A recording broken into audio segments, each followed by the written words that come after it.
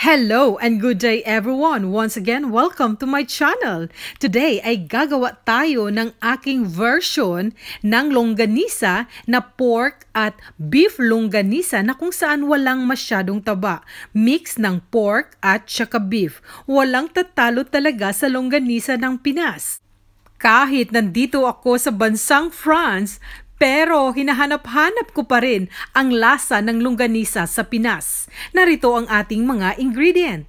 Una ay ang mix na pork at saka beef, so walang masyadong taba. Kasunod ang napakaraming garlic o bawang. Andyan din ang soy sauce at saka red bell pepper powder o yung paprika. Andyan din ang pepper at saka asin na gagamitin natin. Di rin mawawala ang brown sugar at saka lemon. At ang flour o higit sa lahat cornstarch. Okay na okay yan gagamitin. So, andyan din yung pang-cover natin mamaya sa ating longganisa. So, ayan, kompletong-kompleto na. At let's start sa aking version na pork at beef longganisa. Una ay maghahanda tayo ng bowl, tapos ilagay natin ang 250 grams na mix na pork at saka beef. Tapos, isunod natin ang 1/4 cup na bawang. Ay, ang sarap talaga pag maraming bawang. Tapos, isunod ang 1 teaspoon na asin. Isunod din ang 1 teaspoon na pepper. Tapos, yung red bell pepper powder natin na 1 teaspoon din. Pangdagdag kulay. At para sa akin, ang gagamitin ko ay lemon. So, 1 tablespoon na lemon. Pwede rin siya yung vinegar.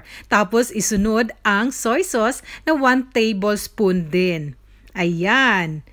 Parang makulay na at idagdag yung flour o yung cornstarch na 1 tablespoon lang. Tapos, 1/4 cup na sugar. Ayan. At ang tubig na 4 tablespoon na tubig. Ayan.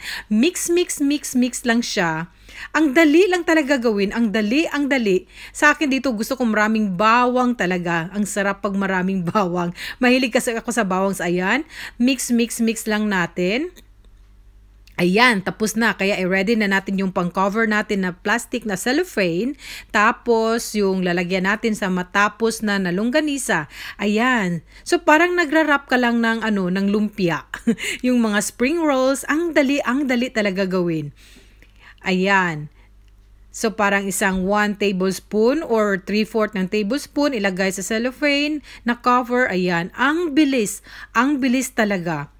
Ang sarap ng longganisang Pilipinas, walang tatalo. Meron naman silang longganisa dito pero walang dagdag na sugar. Tapos medyo konti lang yung bawang. Para sa akin, gustong-gusto ko talaga maraming bawang. O 'di ba? Ang dali lang. So ayan, nakatatlo na tayo.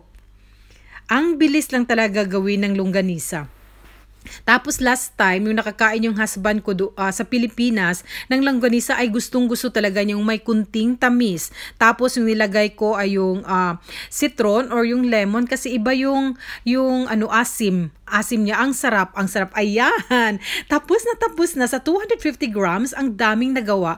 Ang sabi kasi ni Habi, gusto niya yung walang fats ng pork. Kaya instead na fats yung nilagay ko, ay nilalagyan ko ng half na beef. So, ayan, beef at saka pork siya na mix. So, masasabi natin pork or beef longganisa. So, wala siyang masyadong fat. So, okay na okay. Ayan, ang bilis lang talaga. Ang gusto namin sa pagkaprito ay yung medyo over siya. Yung makikita natin na may crunchy at medyo may black na talaga. Diba? Ang sarap. Ayan, tapos na. Wala masyadong fat. Tapos makikita mo yung bawang.